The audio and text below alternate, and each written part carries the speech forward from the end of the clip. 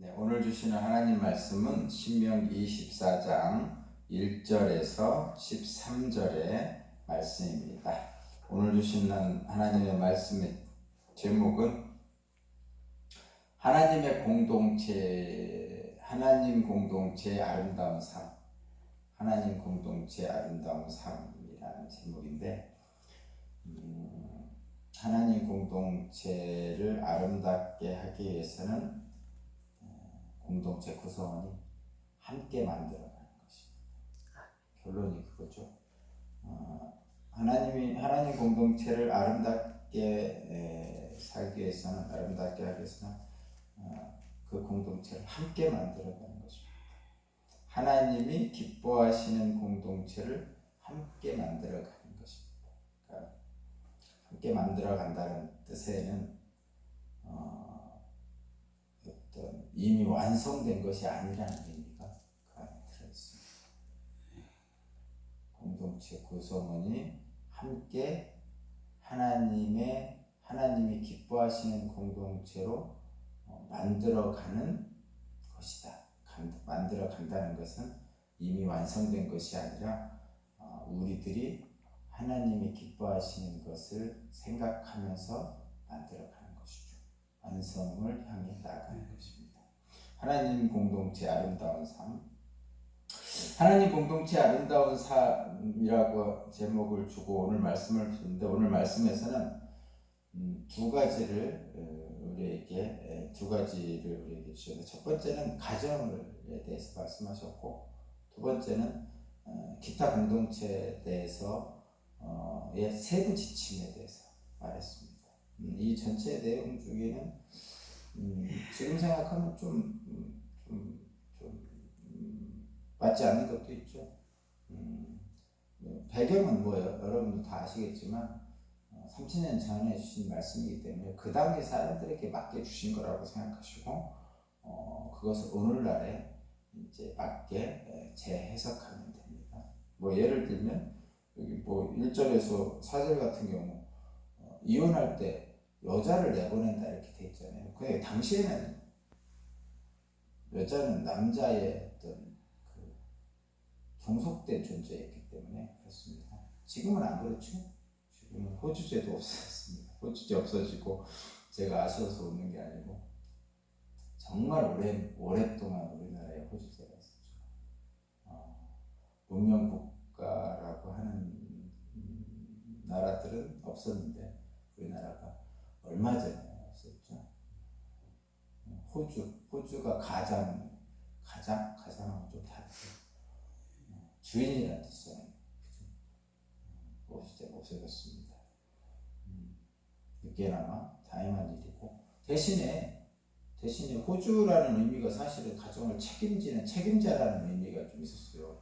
남자는 어떻게든지 가정을 책임져야죠. 경제적으로나 외부의 적으로나 이렇게. 그렇지만 이제는 남자들이 그러한 혼자만의 책임에서 독립된 거죠.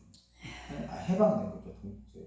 혼자만의 책임. 대신에 온 가족 구성원이 함께 책임져요. 호주제가 없어졌다는 의미는 옛날에는 가정의 책임을 남편이 혼자 다 책임을 져야 된다는 의미가 있었지만 이제는 가족 구성원 전체가 함께 해야 된다는 것이죠. 호주제의 단점이 그런 거죠. 여자를 남자의 종속처럼 느끼게 하고 가정의 모든 일들을 남자가 혼자 다 책임져야 돼. 이런 문제점이 있습니다. 이제는 그렇지 않고 그런 것들 다 없애고 남녀가 서로 배우자와 아내와 남편이 서로 같은 동등한 지위를 가지면서 또 책임도 동등하게 지는 거죠. 그런 의미입니다. 아직도 우리는 그 호주제의 잔재가 우리 마음속에 습관처럼 있어가지고 바뀌진 않지만 점점 가면서 아마 바뀔 겁니다. 제도가 달라지면 우리들의 마음과 생각도 달라지게 되니까요. 어쨌든 하나님 공동체를 아름답게 하는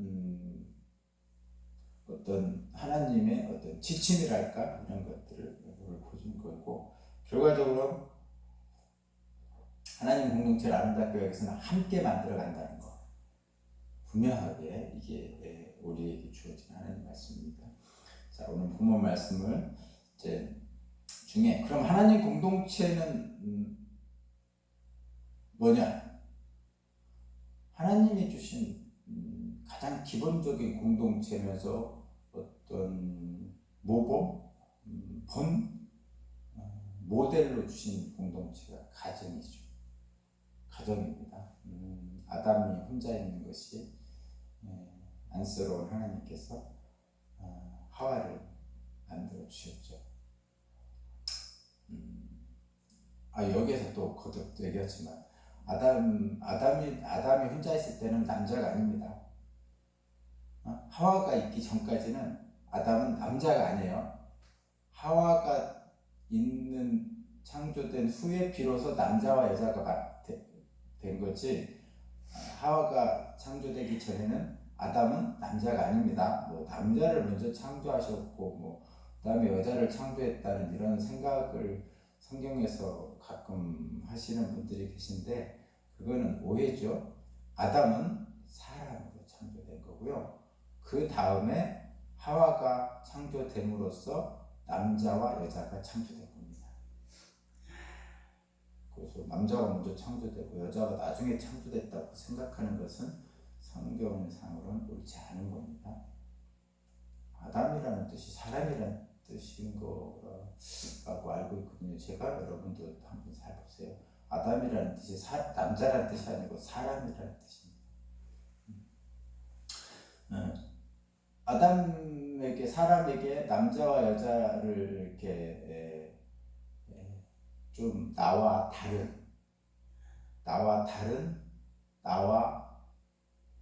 유사, 그게 배우자죠.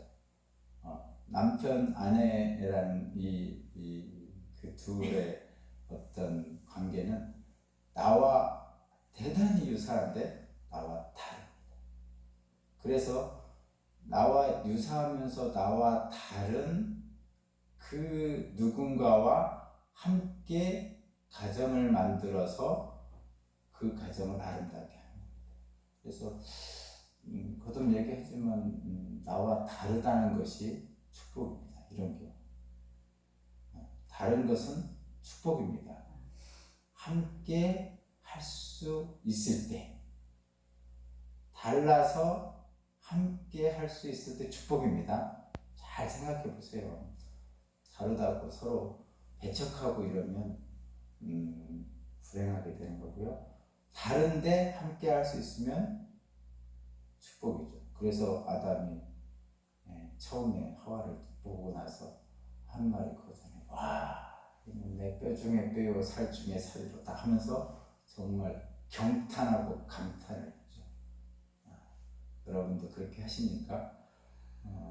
아내를 보면서 또는 남편을 보면서 이는 내 뼈 중에 뼈요 살 중에 살이로다 하면서 경탄하십니까? 처음에 만났을 때는 경탄하는데 점점 시간이 지나면서 그런 경탄이 사라지죠.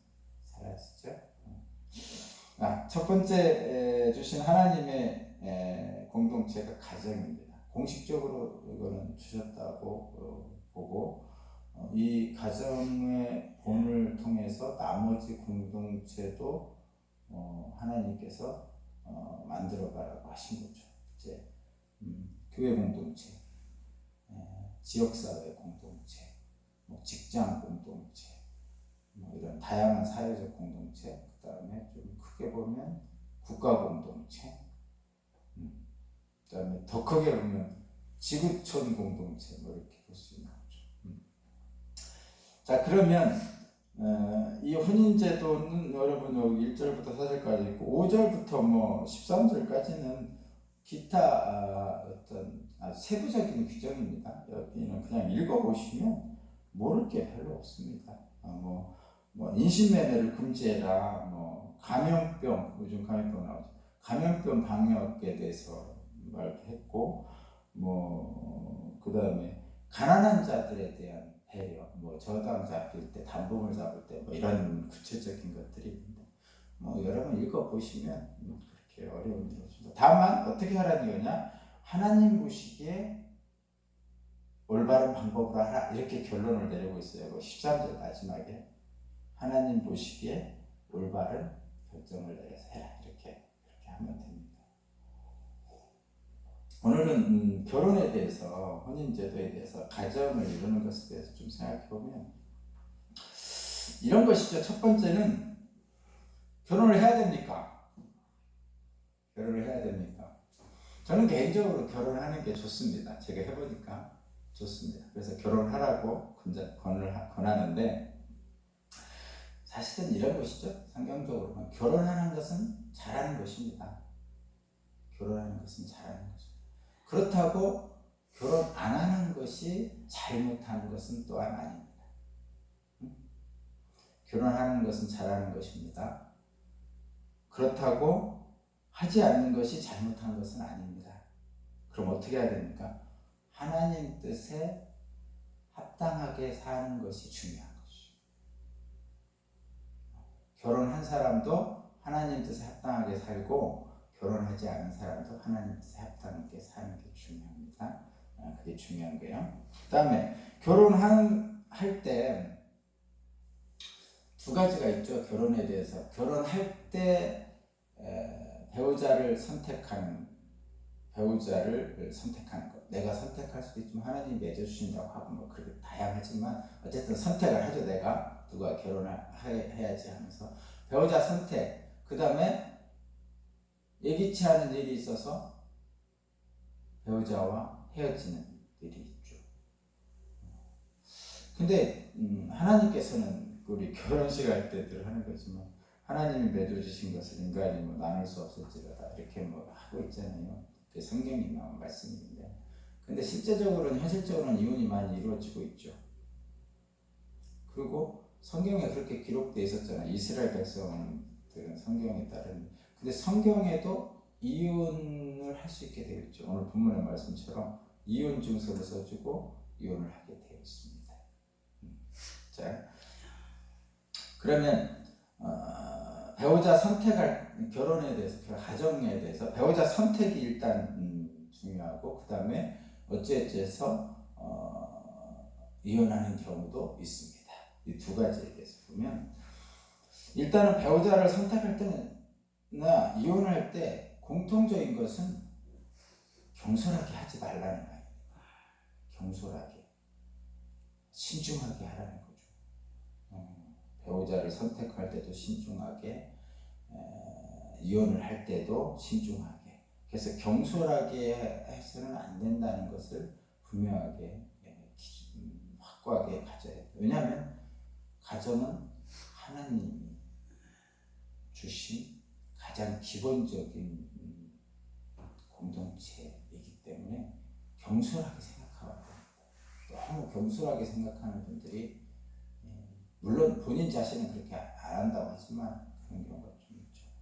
배우자 선택의 기준이 어떻게 됩니까? 보통 이렇게 하는데, 저도 우리 딸하고 아들이 이제 결혼할 때가 됐는데, 배우자 선택의 기준 여러 가지 있죠. 뭐 어떤 경우, 저는 이제 목사니까 신앙이 무조건 있어야 된다.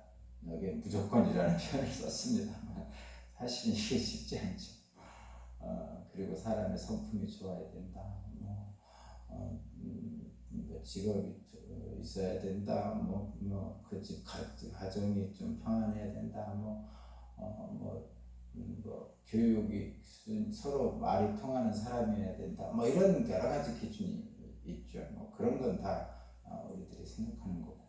근데 배우자 선택에 잘못된 것을 하는 경우가 있는데, 그 잘못된 기준 중에 현재 보이는 모습만 보고 평가하는 경우가 있습니다. 잘못된 경우.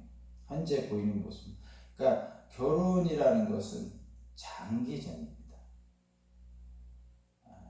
사실은 가장 소망스러운 것은 서로 사랑하면서 하나님이 주신 하나님이 불러가실 때까지 함께 사는 거죠. 가장 소망스러운, 서로 사랑하면서 하나님이 불러가실 때까지 사는 거.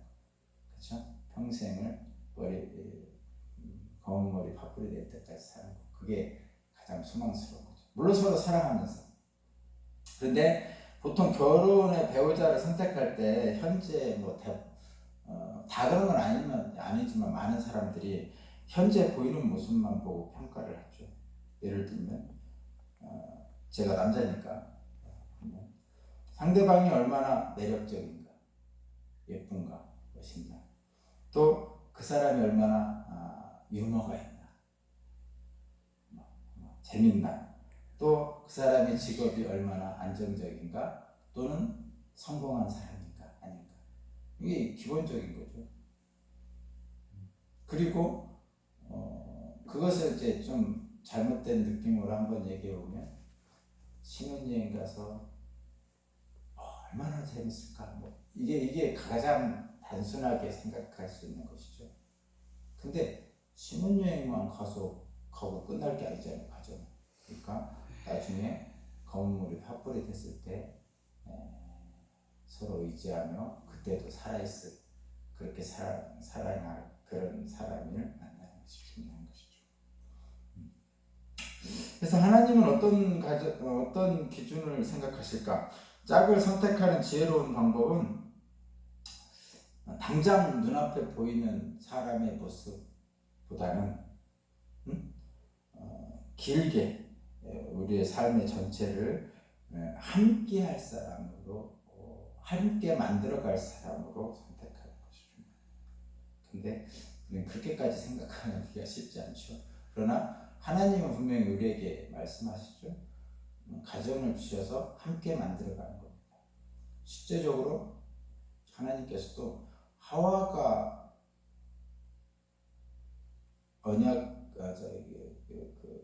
선악과를 먹었죠. 그리고 하와가 아담에게 줬죠. 그랬을 때 아담이 하나님께 변명하기를, 하나님께서 주신 저희 자가 먹으라고 해서 줬습니다 라고 변명을 하잖아요. 근데 하나님은 아담에게 하와와 동일한 죄를 물으셨죠. 이거는 뭐냐면 물론 문득 보면요, 하와가 더 잘못한 것 같고 아담은 덜 잘못한 것 같잖아요. 근데 하나님은 둘을 공동 책임, 누가 더하고 덜할 것이 없이 공동 책임을 맺게 하셨죠. 마찬가지예요. 전 생애를 걸쳐서 함께 살아가는 겁니다. 그래서 아내의 잘못을 남편이 책임지는 거고, 남편의 잘못을 아내가 책임집니다. 그것이 바로 함께 만들어가는 공동체를 함께 만들어가라는 너희의 가정의 공동체를 함께 만들어가라는 하나님의 뜻이고, 그렇게 돼야 책임도 함께 집니다. 공동체는 그런 것이죠. 공동체는 그래서 공동체입니다. 그래서 하나님은 어떤 가정을 기뻐하실까? 서로 책임지는 가정입니다. 서로 책임져야 됩니다. 내 뼈 중에 뼈요 살 중에 살이라고 했던 그 경탄의 모습을 끝까지 유지하는 것. 그래서 그 소중한 존재를 주신 하나님께 감사하며 그 배우자와 함께 만들어가는 삶 속에서 기쁨을 충만하게 누리기를 하나님은 원하십니다. 배우자는 하나님이 주신 복이죠. 나와 아주 유사하지만 다르게 만들었기 때문에 복입니다. 다르게 만들어서 그 복을 누려야 되죠. 그래서 결혼은 서로 책임지는 것으로 둘이 하나가 되어 함께 삶을 만들어가는 것이 가정이다. 그게 하나님이 주신 거고, 그 다음에 이게 결혼을 이제 선택하는 기준입니다. 두 번째는 이제 이혼을 이제 어떻게 할 것인가가 이제 오늘 본문에 나왔는데, 이혼도 마찬가지예요. 신중하게 해야 되죠. 이혼을 경솔하게 하면 안 됩니다.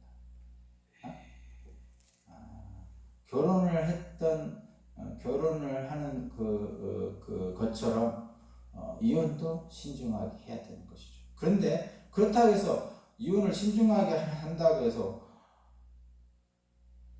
극단적인 예를 들게요. 내 맞는 아내는 이혼해야죠. 폭력 그걸 사용하는 남편하고는 살면 살 수가 없는 거죠. 그거는 범죄잖아요. 범죄하는 하는 남편하고는 범죄자, 아내를 폭력으로 때리는 사람하고는 살 수 없고 이혼해야 돼. 아유 그러네. 목사님이 이혼하라고 그랬다고. 어쨌든 신중하게 생각하라는 거죠. 하나님의 기본적인 뜻은 신중하게 생각하라는 뜻입니다. 근데 이제 이 악용을 하지 말라는 게 오늘 본문의 말씀에 있는데 이혼증서죠. 이혼증서를 가지고 경솔하게 하지 말라는 거예요. 본래적으로 하나님의 계명은 뭐냐면 하나님이 짝지어 주신 짝을 사람이 나누지 말라는 게 기본적인 거예요. 그래서 기본적인 것은 이혼 금지입니다. 성경의 기본은 이혼 금지예요. 하나님이 짝주셨으니까. 그런데 오늘 본문 보니까 이혼 증서를 써주고 이혼하라고 했죠. 물론 거기에 뭐 단서가 뭐뭐 했을 경우 이렇게 단서가 있는데 그거와 상관없이 하나의 예만 들은 거잖아요. 뭐뭐 했을 경우라는 하나의 예만 들은 거예요. 그 예에 뭐 어떻게 구속될 필요 없습니다. 그건 그 당시 사람들에게 가장 전형적인 예를 들어줬을 뿐이죠. 이유는 다양합니다. 근데 이혼을 하지 말라고 하나님이 한 것이 기본적인 것인데 이혼할 경우가 생기는 경우가 있어요. 그러니까 이 이혼 증서가 만들어진 기본적인 이유가 그겁니다. 뭐냐면 옛날에는 여자가 남자의 어떤 종속적인 관계가 있어가지고 남자가 없으면 생활을 할 수 없었습니다. 그러니까 먹고 살 수가 없었단 말이죠. 옛날 이 성경을 주실 때. 그런데 이 남자가 여자가 마음에 안 든다고 방치해버리는 경우가 있더란 말이죠. 생활비도 안 주고. 그러면 이 여자는 다른 남자를 가게 갈 수가 없어요. 생활비도 안 주고 그러니까 여자가 살 수가 없습니다. 근데 누구의 아내라는 것이 있기 때문에 다른 남자한테 가서 기대어 살 수도 없어요. 그래서 만들어진 것이 이혼증서죠. 이혼증서는 의탁할 데 없는 결혼 상태에서 의탁할 데 없는 그 여인을 위해서 이혼증서를 써주라고 하는 거죠. 물론 남자들의 이기심이 거기 들어있는 거죠. 방치하는 남자들의 이기심. 그래서 이혼증서를 써주면 그거를 가지고 있는 여인은 그 이혼증서를 가지고 있는 여인은 다른 남자와 재혼할 수 있게 한 거예요. 그래서 그 남자의 그 보호 아래서 살 수 있게 해준 거죠. 근데 이런 제도인데, 본질적인 의미가 이런 제도인데 남자들이 이걸 악용한 거죠. 남자들이라고 하니까 자꾸 남자들만 미워하지 마. 요 당시에는 남자에 종속돼 있었단 말이에요, 여자가. 그래서 그런 거예요. 지금은 더 그런 게 아니죠. 지금은 뭐 이혼하면 재산분할도 막 반반씩 하고 이렇게 완전히 그렇게 되잖아요. 그러니까 지금 남자들 이것 때문에 미워하면 안 됩니다. 이건 그 당시 제도를 얘기하는 거예요. 가끔 억울해 죽겠어, 남자로서. 그리고 자꾸 이렇게 남자들 탓하고. 그러니까 그래서 그렇게 해줬는데 약한 여자들을 위해서 해준 건데 남자들이 이걸 악용하는 거죠. 결혼했다가 이혼증서를 써줘. 남발하는 거예요, 남발.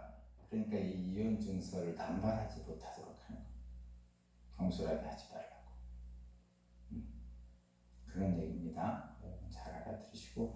자, 그러면 결론입니다. 하나님의 공동체를 아름답게 살기 위해서는 그 공동체 구성원이 함께 만들어간다는 거. 그 함께 만들어가는 공동체는 서로 사랑해야 되고 서로 책임져야 되고 그 안에서 하나님이 기뻐하시는 곳을 향해 나아가는 겁니다. 여러분, 우리 교회도 그렇고 가정도 그렇고 지역사회도 그렇고 분명하게 그 길로 나아가시기 바랍니다. 네. 함께 가시기 바랍니다. 기도드립니다. 하나님 감사합니다. 믿음으로 주님께서 허락하신 공동체, 주님의 말씀에 합당하게 서로 사랑하며 서로 책임지며 만들어가는 우리 아름다운 가정 공동체, 교회 공동체, 이 나라 공동체가 되게 하여 주옵소서. 감사드리며 예수 그리스도 이름으로 기도합니다. 아멘.